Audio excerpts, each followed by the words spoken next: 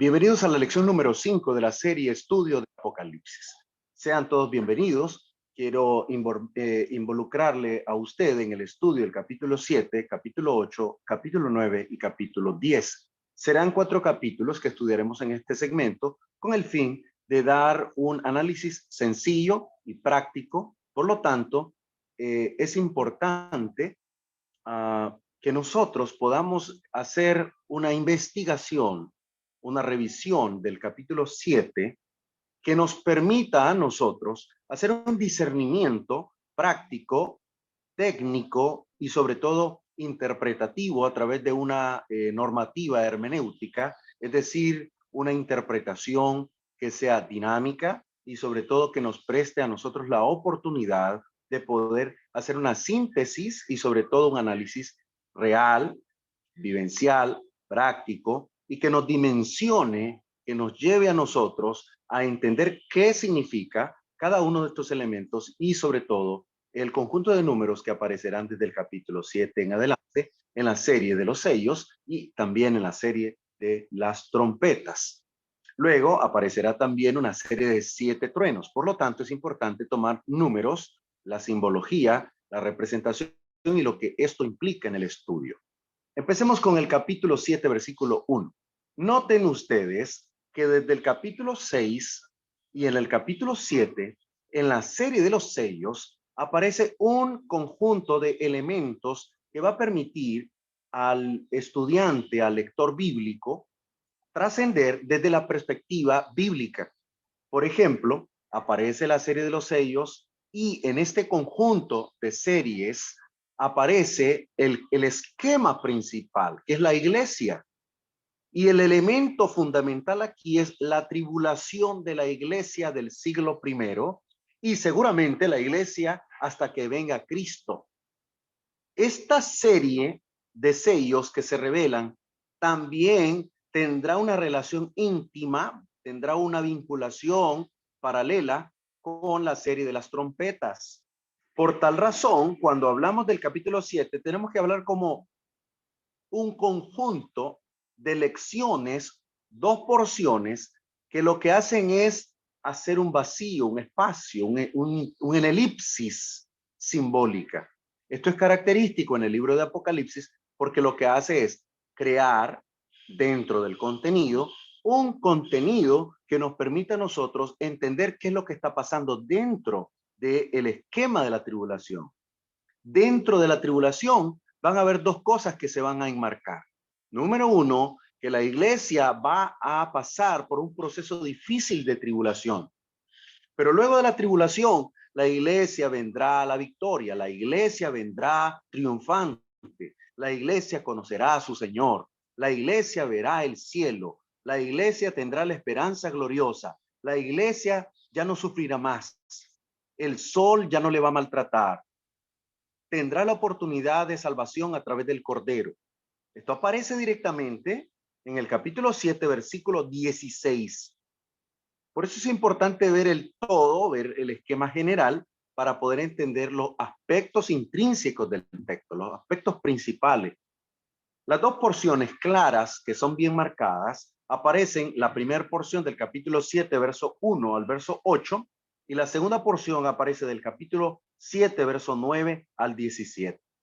Prácticamente lo que se hace es un balance donde primeramente aparecen los 144,000 sellados y luego aparece la gran multitud en el cielo. Los sellados, para estar claros, están en la tierra, moran en la tierra. La multitud está en el cielo. Lo que está tratando de decir es, primero, el primer proceso para la iglesia va a ser la tribulación y los que se mantengan fieles en la tribulación, entonces verán la gloria de Dios. Los fieles verán la gloria eterna. Por lo tanto, primero tenemos que empezar con la serie de los 144,000. Verso 1. Después de esto vi 4 ángeles en pie sobre los 4 ángulos de la tierra. Estos ángeles son ángeles que tienen poder, que tienen autoridad y están en los 4 puntos cardinales. Es decir, que estos van a ser los que detenían los cuatro vientos. En otras palabras, los que detenían los cuatro juicios.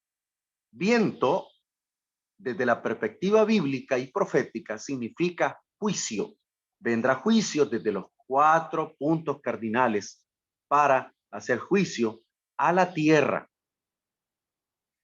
para que no soplase viento alguno sobre la tierra, ni sobre el mar, ni sobre ningún árbol. Es decir, están conteniendo el juicio. Verso 2. Vi también a otro ángel que subía de donde sale el sol, es decir, del oriente. Y tenía el sello del Dios vivo, es decir, este ángel viene de parte de Dios. Y clamó a gran voz a los cuatro ángeles a quienes se les había dado el poder de hacer daño a la tierra y al mar, es decir, de hacer juicio, que habían contenido el juicio, pero que ellos son enviados a hacer juicio sobre la tierra y el mar, diciendo, no hagáis daño o no hagan daño ni al mar ni a los árboles que hayamos sellado en sus frentes, hasta que hayamos sellado en sus frentes a los siervos del Dios nuestro o de nuestro Dios. Y oí el número de los sellados, 144,000 sellados de todas las tribus de los hijos de Israel. Esto significa que realmente para poder entender, para poder percibir estos juicios, el juicio vendrá sobre la tierra, mayormente contra aquellos infieles que han sido nocivos contra la iglesia. Es decir, aquí hay un señalamiento directo a aquellos que han actuado con impiedad, a aquellos que han sido mezquinos, a aquellos que han vivido en idolatría, en fornicación, en pecado, y que han hecho daño, que han hecho juicio contra la iglesia. Entonces, la iglesia, los sellados, que están aquí representados a través de los hijos de Israel, son realmente los que van a ser sellados. ¿Quiénes recibirán el sello? ¿Quiénes serán estas personas que recibirán el sello? Bueno, van a ser 144,000, pero vamos a detenernos con el número. 144,000 sellados de todas las tribus de los hijos de Israel. Y luego se señalará un total de 12 tribus. El detalle interesante que debemos señalar en la sección de las 12 tribus que son selladas, hay 12,000 sellados de cada tribu. Para poder recapitular la significación del 144,000, tenemos que volver un poco al estudio de las primeras lecciones, la lección número 2, donde explicábamos acerca de la gematría. ¿Qué significa esto? Significa que el número simbólico que aparece aquí es un número representativo. Y el número representativo de los 144,000 se refiere a los salvos en general. 144,000 se derivan de un total de los 12 tribus de Israel por los 12 discípulos o los 12 elegidos por nuestro Señor Jesucristo, representando a la iglesia. Entonces, esto da un múltiplo de 144. Y el 1000 tiene una significación de multitud, de un número amplio. Cuando hablamos de las 12 tribus de Israel, es interesante que las 12 tribus que aparecen en el capítulo 7 no corresponden a la tribu original. Lo que aquí tenemos que interpretar es que esta porción, este elemento, debe considerarse desde 4 perspectivas, desde 4 o 5 perspectivas. Uno, que los 144,000 sellados se refiere a los fieles. 2, que el número que aparece aquí es un número representativo, no cuantitativo. Es decir, no es un número literal. ¿Por qué vamos a entender literal un número que aparece en Apocalipsis cuando el libro contiene elementos simbólicos representativos, un modelo que no es literal? Debe entenderse desde la perspectiva simbólica. Número 4, que los sellados no, perdón, 3, los sellados no sufrirán daño alguno. Número 4, que los sellados todavía están en la tierra. Ellos no han ido al cielo, pero irán al cielo. Y esto sí que me parece fundamental, número 5, es que en esta porción la lista de los sellados no corresponde a la lista original de las tribus. Hay detalles que tenemos que observar. Debemos ver las inconsistencias intencionales del texto. Es decir, que estas inconsistencias son realmente con un objetivo. Tienen un objetivo pragmático, tienen un objetivo de síntesis y nos ayuda a nosotros a percibir, por ejemplo, que en estas porciones lo que se trata es de señalar los detalles más interesantes, como por ejemplo el señalamiento de una de las tribus. Aquí aparece, por ejemplo, la tribu de Manasés. La tribu de Manasés aparece hasta la distribución de la tribu en Israel. Pero antes solamente le correspondía a su padre, que era José, que es el jefe de la tribu. Entonces, la tribu le correspondía a José. Pero luego José le cede, a través de una distribución en tiempos de Josué, le cede el atributo de distribución territorial a Efraín y a Manasés, sus dos hijos. Pero se omite a José.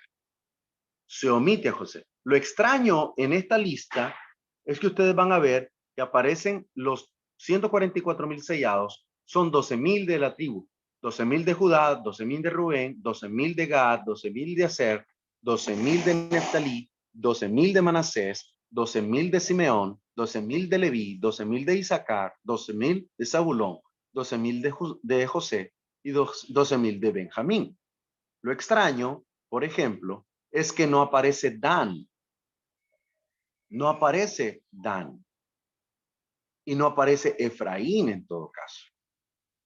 Entonces, incluso en la relación distributiva de las tribus, geográficamente, ni siquiera Leví tenía porción en la heredad. Recuerden que ellos vivían dentro del territorio de Judá. Entonces, esta inconsistencia especulativa, naturalista, práctica, tiene una significación simbólica que da a entender, más allá de que sean 12,000 sellados de cada tribu, está diciendo que el pueblo de Israel ya no es ese pueblo de Israel territorial, geográfico, literal de la antigüedad. Ahora el Israel, según Gálatas capítulo 6, versículo 9, el Israel que Dios ve es el Israel espiritual, el Israel que no solo se refiere a las 12 tribus, que no solo se refiere a la posición territorial de aquellos ciudadanos de Jerusalén y de Israel, se refiere ahora a los fieles que son los hijos de Dios, que han sido sellados, que han sido obedientes, que han sido lavados con la sangre del Cordero. Es por esa razón que cuando va la multitud, cuando el cielo se abre y cuando la visión de el profeta logra observar y dice después de esto, es decir, se refiere al futuro. Cuando se refiere a después de esto, se refiere al futuro, o sea, la presencia directa de Dios. Cuando la gran multitud, que no se puede contar, que ya no son 144,000, sino que es un número ya realmente enorme, un número indescriptible, de todas las tribus, y aquí ya rompe el esquema, de todas las tribus, lenguas, pueblos, naciones, puntos geográficos, el mundo entero, los creyentes van delante del trono. El trono está en el cielo. Por lo tanto, la presencia de Dios, donde están la gran multitud vestida de blanco, es en el cielo. Por eso ya la iglesia se transporta de la tierra. Los ángeles que van a desatar juicio no tocarán a la iglesia. Entonces la iglesia, luego de la tribulación, van a ir al cielo. En el verso 13, 7:13, dice la escritura que cuando están dando gloria y honra al Padre y al Cordero y alabanza sublime, dice uno de los ancianos, porque están los 24 ancianos y también están los querubines, pero uno de los ancianos dijo, ¿quiénes son estos y de dónde han venido? Se refiere a los salvos, se refiere a los creyentes. Y le dijo, ¿tú lo sabes, Señor? Y él me dijo, estos son los que han salido de la gran tribulación. O sea, que la iglesia ha salido victoriosa. Han lavado sus ropas y las han emblanquecido con la sangre del Cordero. Por esto están delante del trono de Dios y sirven de día y de noche en el templo.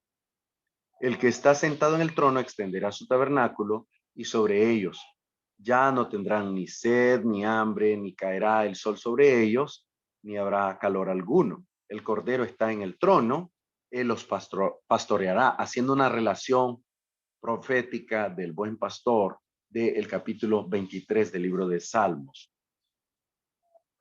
Y los guiará a fuentes de aguas de vida. Esto me hace recordar una profecía hermosa del capítulo 58:11 del libro de Isaías. Jehová te pastoreará siempre y en la sequía saciará tu alma. Qué precioso mensaje para los escogidos. Y Dios enjugará toda lágrima de los ojos de ellos. Qué triste debió ser para los primeros cristianos por su fidelidad ir a la muerte, ir al espectáculo romano, ir a la crucifixión, ser desollados vivos, ser decapitados. Pero aún con todo, hay una esperanza gloriosa para la iglesia. Después de la tribulación vendrá la esperanza gloriosa. La iglesia no ha tenido paz en ningún momento de su historia. Y sin duda vendrán tiempos difíciles aún para la iglesia hasta la venida del Hijo del Hombre. Por lo tanto, la profecía sigue explicando ahora en el capítulo 8 el séptimo sello que revela el sello de juicio contra los infieles. Esto aparece en el capítulo 8, versículo 1 en adelante. Cuando se abre el séptimo sello, que es el último sello abierto, aparece una serie que es la serie de las 7 trompetas. Eso aparece en el verso 2. Y vi a los 7 ángeles que estaban en pie delante de Dios y se les dieron 7 trompetas. Realmente, cuando uno imagina esto, o trae a la imaginación esto, uno se imagina un lugar reluciente donde está Dios y Él convoca a 7 ángeles que los pone en orden con 7 trompetas para anunciar. La trompeta en el Antiguo Testamento se le daba a los atalayas que guiaban desde una torre para anunciar, para avisar, para advertir, para alertar. En este caso, los ángeles lo que harán es advertir sobre destrucción, sobre lo que vendrá a la tierra y sobre las consecuencias del pecado del ser humano. Esta serie nos va a nosotros a transportar realmente a aspectos que son muy delicados en la vida de cada uno de los que vivían en el siglo I y sin duda tiene una fuerte aplicación para la iglesia.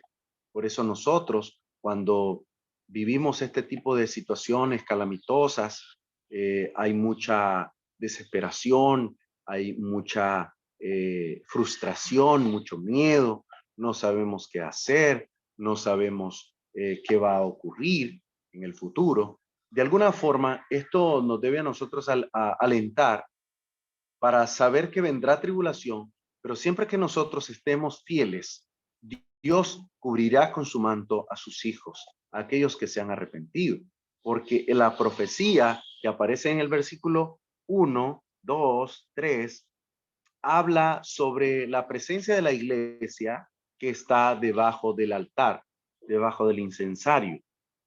El verso 2 dice, vi a los 7 ángeles que estaban en pie delante de Dios y se les dio 7 trompetas. Y otro ángel vino entonces y se paró delante del altar con un incensario de oro y se le dio mucho incienso para añadirlo a las oraciones de todos los santos sobre el altar de oro que estaba delante del trono. Y de la mano del ángel subió a la presencia de Dios el humo del incienso de las oraciones de los santos, y el ángel tomó el incensario y lo llenó de fuego del altar y lo arrojó a la tierra, y hubo truenos y voces y relámpagos y un terremoto, dando a entender que primero las oraciones de los santos por justicia, clamor hacia Dios, Gráficamente sería como que de la plataforma, debajo de la plataforma del incensario, las oraciones suben al altar y después del altar comienzan a bajar los juicios hacia los pecadores, hacia los que han hecho daño a la iglesia, a los que han atribulado a la iglesia. Luego aparecerán en el verso 6 en adelante todo lo que se refiere a los juicios contra la población infiel, mayormente contra el pueblo romano, el pueblo que ha hecho gran persecución. De hecho, este tema de las trompetas está tratando de revertir lo que hacían los soldados romanos contra la iglesia. Los soldados romanos llegaban a los pueblos a perjudicar a la iglesia. Lo que hacían es sacar a los cristianos de los lugares de reunión, matarlos, exhibirlos, hacerle gran daño, decapitarlos, asesinarlos de una manera cruel y sangrienta. Entonces, este resultado para ellos no fue en lo absoluto positivo, porque por el contrario, la fidelidad de la iglesia era tanta que aún cuando mataban a un cristiano, se multiplicaban los cristianos. De cada cristiano que mataban, 4 cristianos obedecían a la fe, sin temor a la muerte. Entonces los soldados romanos, con mayor agresividad, con mayor dureza, fueron mezquinos contra la iglesia.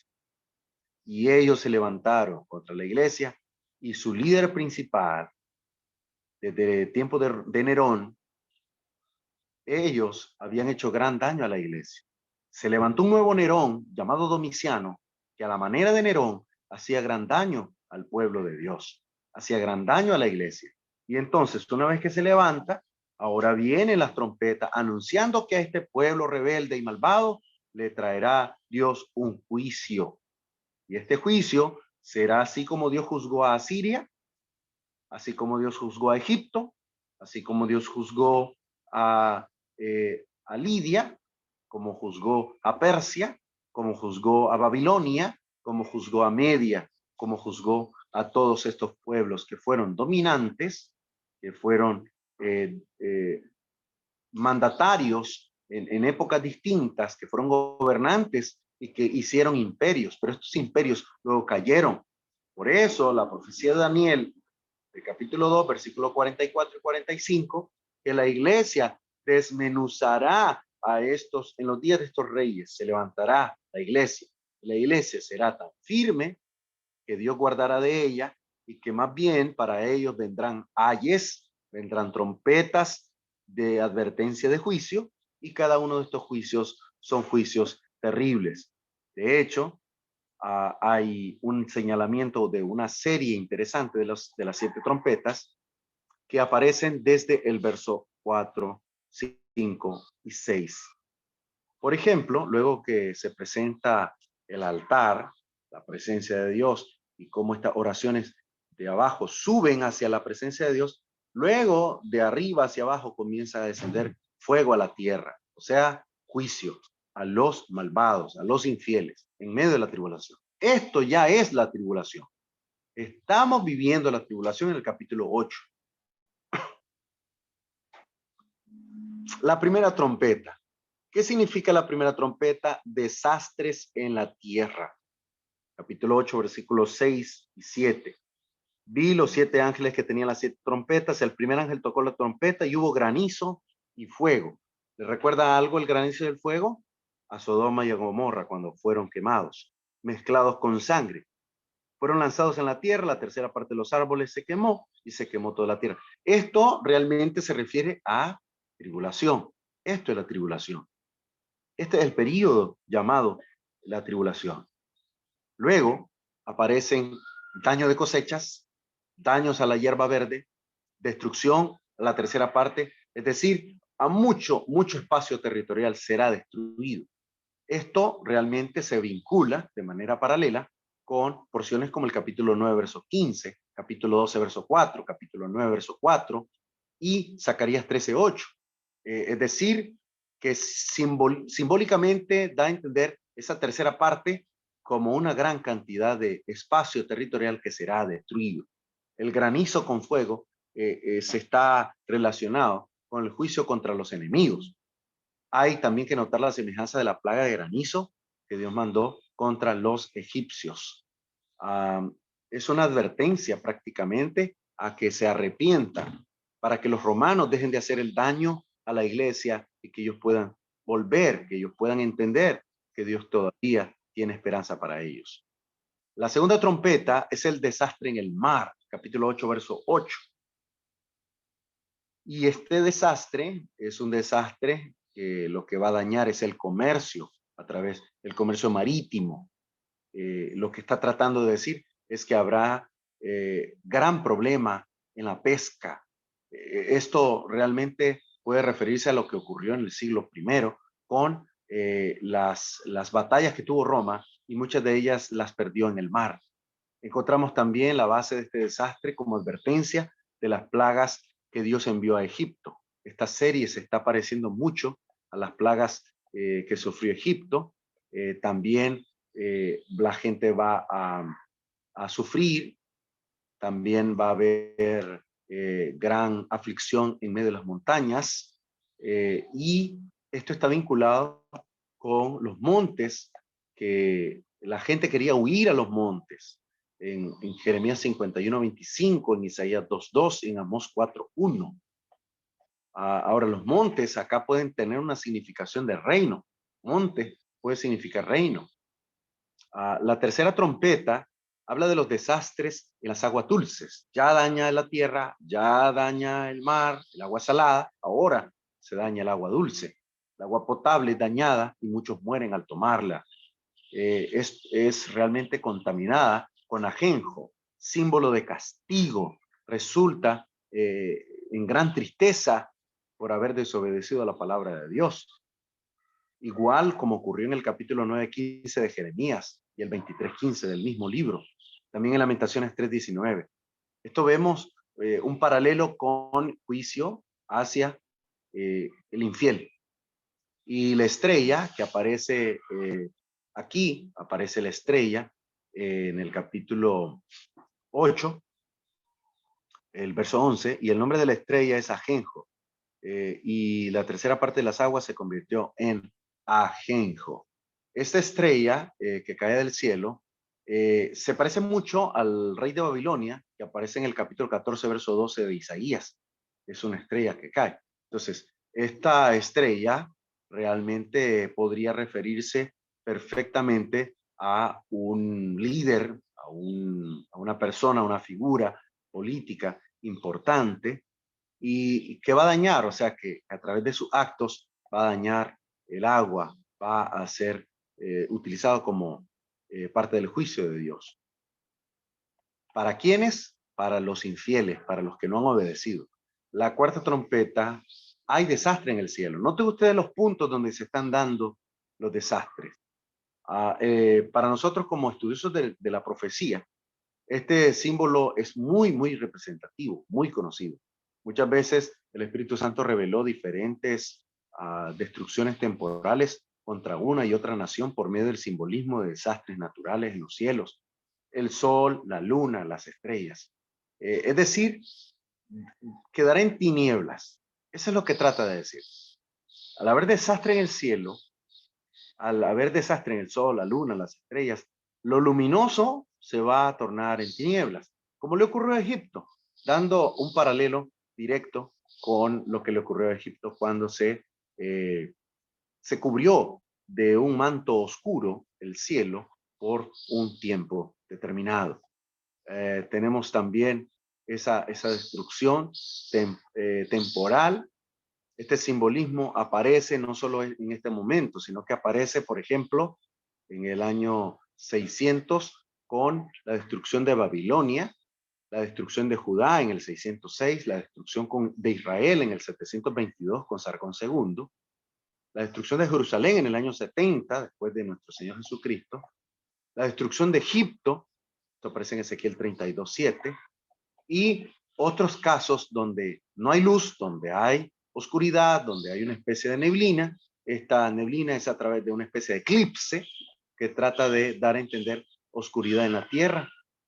Hay desastre, hay calamidad, pero los cristianos fieles, ellos no sufrirán daño, pero los paganos sí van a sufrir. La quinta trompeta rompe el primer ay y es la plaga de langostas. Esta plaga de langostas realmente es terrorífica, es una plaga terrible, porque aparece una simbología muy triste, muy complicada, donde aparece prácticamente ya en el capítulo 9, una serie de los ayes, donde cae una estrella del cielo, el 9:1. No es literalmente una estrella. Esto puede referirse incluso al maligno, porque esta estrella cayó del cielo. Esto nos hace una relación con Lucas 9:18, cuando vi una estrella caer del cielo y era el maligno, era el demonio. Entonces, este ay está directamente vinculado contra los que moran la tierra, contra los hombres, contra la humanidad. Las primeras cuatro afectaban a los hombres indirectamente por medio de la naturaleza, por medio de su contexto, su entorno, su hábitat. Pero una estrella que cae ya afecta directamente a los seres humanos. Significa literalmente que ya había caído, cayó del cielo. O sea, esta estrella ya había caído del cielo. La vio caída ya en Lucas 10:18, como se los había mencionado. Y aparece acá, cayó al abismo, cayó al abismo.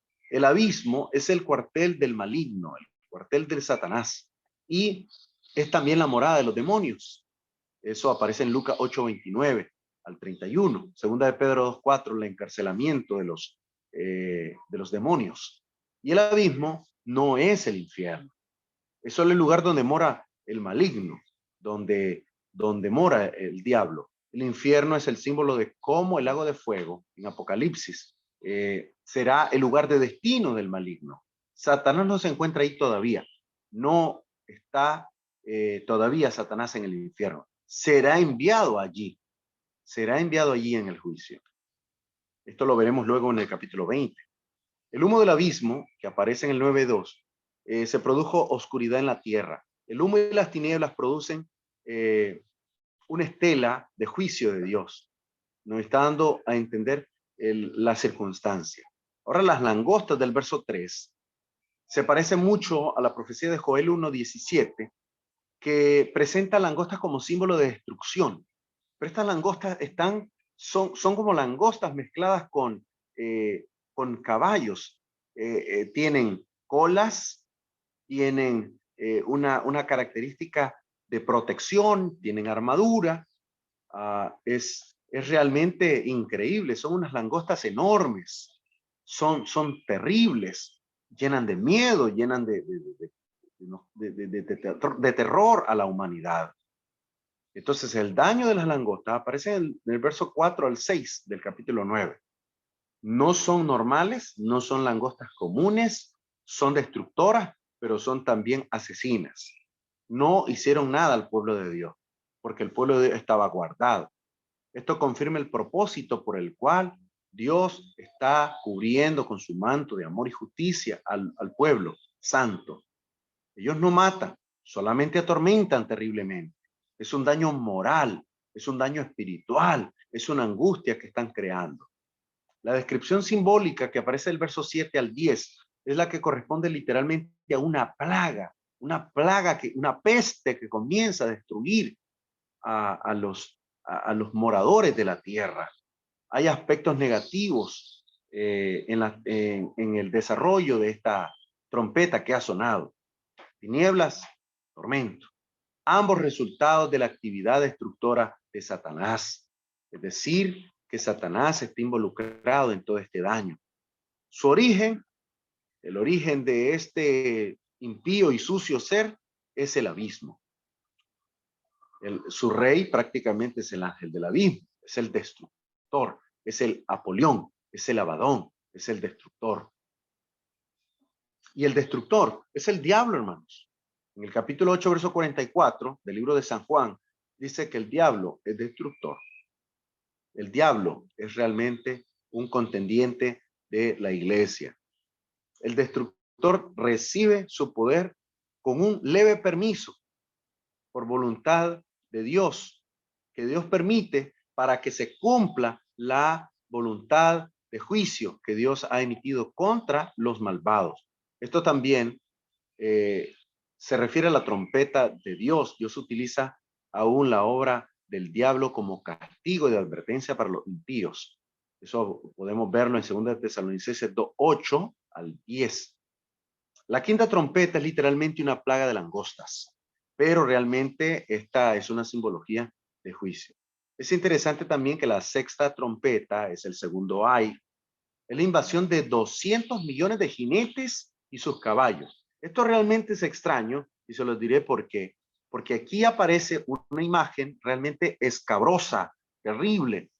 El aspecto de las langostas era semejante a caballos preparados para la guerra. En las cabezas tenían como coronas de oro, sus caras eran como caras de humanos, pero su cabello como cabello de mujer y sus dientes como dientes de león. Qué terrible era el rostro de ellos, sus corazas de hierro, sus alas como estruendo de muchos, cuando movían, cuando abatían las alas, eran alados, era como carruajes que hacían mucho ruido, que sonaban como las ruecas antiguas y los caballos corriendo a la batalla. ¿Cuántos eran? Eran prácticamente 200 millones de jinetes de caballos. Este ay realmente es un ay de dolor, es un ay de angustia. Literalmente se trata del altar del incienso, donde se emite el juicio, donde se emite el juicio y se reitera el daño a la tierra y al mar y al entorno de la población infiel, mayormente del pueblo romano. Les voy a explicar por qué esto tiene mucho que ver con Roma y lo que implica.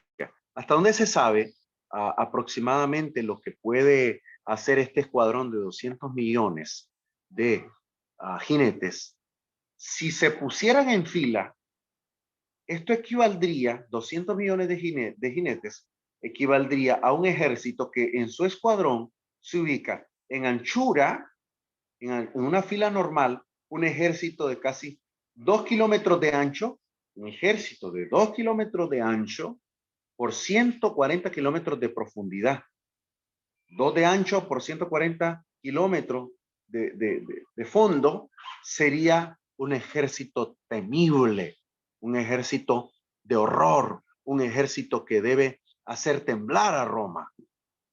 Por eso, algo importante de este escuadrón, que representa un increíble número de enemigos de Roma que venían desde la tierra del río Éufrates, y que Éufrates bajará su densidad para que puedan cruzar el mar, para que puedan cruzar el río Éufrates, que básicamente está vinculado este tipo de armamento, este tipo de batalla, este tipo de caracterización puede ser simbólica con la batalla que tienen los partos contra Roma.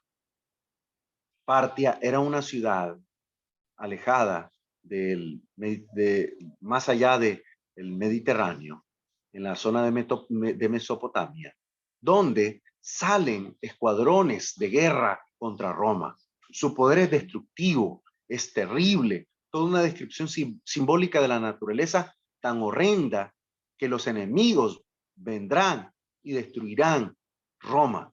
El propósito de esta trompeta es producir el arrepentimiento de los enemigos del pueblo de Dios. No dio resultado. Los romanos no cedieron, no se arrepintieron. Incluso muchos judíos, aún con todo eso, ellos nunca aprobaron a los cristianos. Por eso ellos iban a sufrir. Los adoradores del emperador, los que se inclinaban ante Roma, los que eran fieles a este pueblo malvado, los hechiceros, los fornicarios, los ladrones, los infieles, ellos vendrán a juicio. El significado de la visión, en síntesis del capítulo 9, la destrucción causada por los enemigos extranjeros bajo el mando de los ángeles de Dios, como si los ángeles de Dios guiaran a este ejército hacia Roma directamente para destruirla.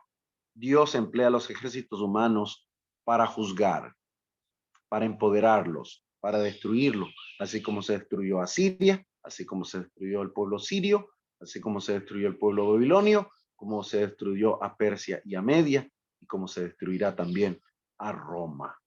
Grecia también sufrió su calamidad. El segundo ay continúa hasta el Apocalipsis capítulo 11, verso 14, en la forma de 4 mensajes distintos de suma importancia. El mensaje de las trompetas para nosotros hoy día es que debemos ser sensibles a las diferentes obras y manifestaciones de Dios. Aunque el evangelio es el único poder de Dios para salvar al hombre, Dios emplea muchos medios para llamar al hombre pecador al arrepentimiento, a la transformación. Por eso las calamidades humanas, las calamidades naturales, las cosas de esta tierra son muchas obras, no siempre necesariamente vienen de Dios, sino que también vienen de todo el entorno en el que vivimos, porque vivimos bajo un entorno donde el bien y el mal luchan constantemente en una pugna en el cual el diablo siempre está tratando de dañar, de perjudicar a su pueblo, cayendo el creyente en enemistad, en discordia, en celo, en división, en contienda. Entonces el maligno aprovecha todo este tipo de estela y de ambiente para poder destruir al pueblo de Dios. No debemos darle cancha al diablo, no debemos darle espacio a Satanás.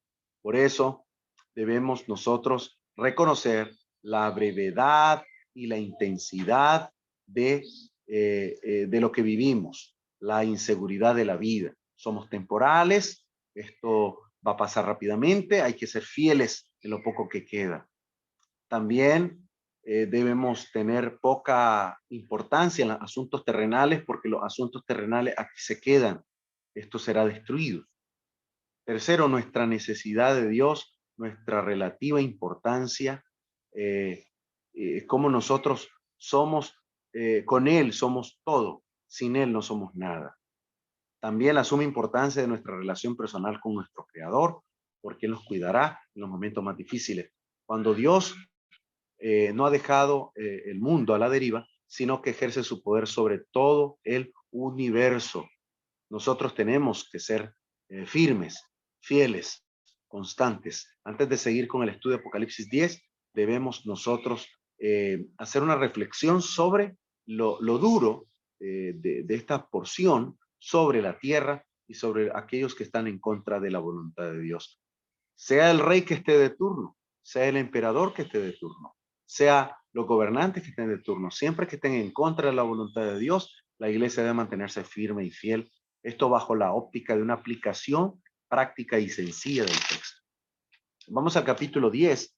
En cierne tenemos el capítulo 10 y aquí ya prácticamente tenemos una visión un poquito más compleja en el sentido que vienen visiones aplicadas a un entorno un tanto disímil de lo que hemos venido observando, pero más semejante a la profecía de Ezequiel, por ejemplo. Verso 10. Capítulo 10, verso 1. Vi descender del cielo a otro ángel fuerte envuelto en una nube. Vuelven los ángeles a emitir mensajes. Luego, con él, con el arco iris sobre su cabeza, dando a entender que es promesa de Dios. El arco iris es un símbolo de la promesa de Dios con el ser humano desde el inicio, de que no será totalmente destruido. Entonces su rostro era como el sol y sus pies como columnas de fuego. Este es imponente, es gigante, es enorme este ángel. El arco iris está en su cabeza. Esto realmente yo lo que puedo entender es que había un arco iris que se reflejaba atrás de él. Entonces, como era tan grande, entonces el arco iris quedaba precisamente bajo su cabeza. Por eso, el rostro era como el sol y sus nubes y sus pies como columna de fuego. Tenía en su mano un librito abierto y puso su pie derecho sobre el mar y su pie izquierdo sobre la tierra y clamó a gran voz como ruge un león. Y hubo clamado 7 truenos que dieron sus voces. Los 7 truenos implica advertencias. 7 truenos son advertencias. Está relacionado con el segundo ay. La invasión por los extranjeros y la muerte de la tercera parte de los hombres implica una destrucción masiva. A pesar de todo lo que Dios había hecho, los hombres no habían entendido, no se arrepintieron.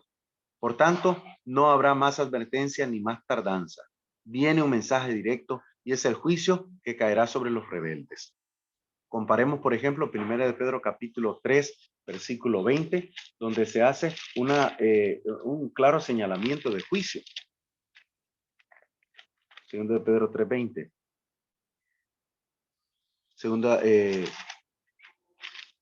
Primera de Pedro 3:20 dice así.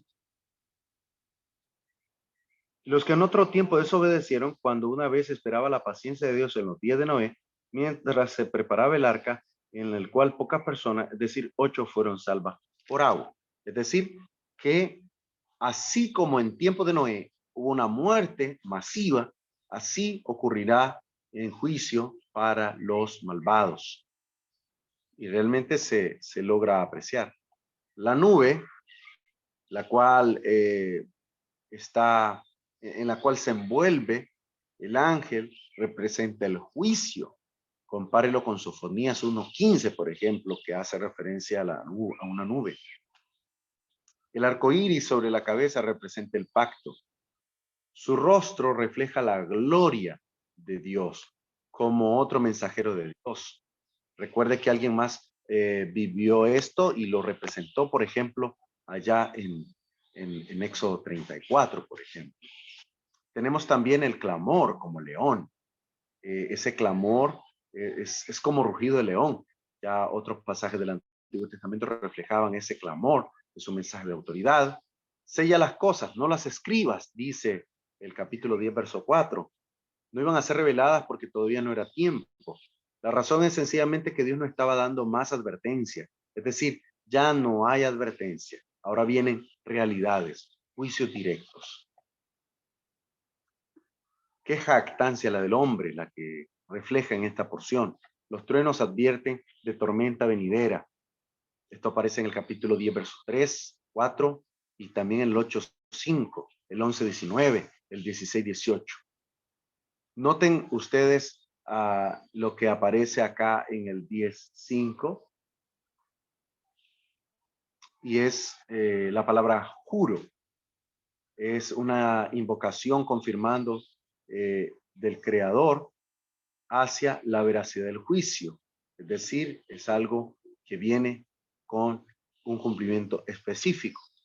El tiempo no sería más, o sea, no hay más tardanza, no hay más dilación. El creador del universo, el rey del tiempo, ha decretado que todo esto ha de culminar. No se refiere al tiempo en sí, a ión en griego, sino a un periodo de tiempo del cronos, o sea, del tiempo, una relación de periodo, de un segmento del tiempo.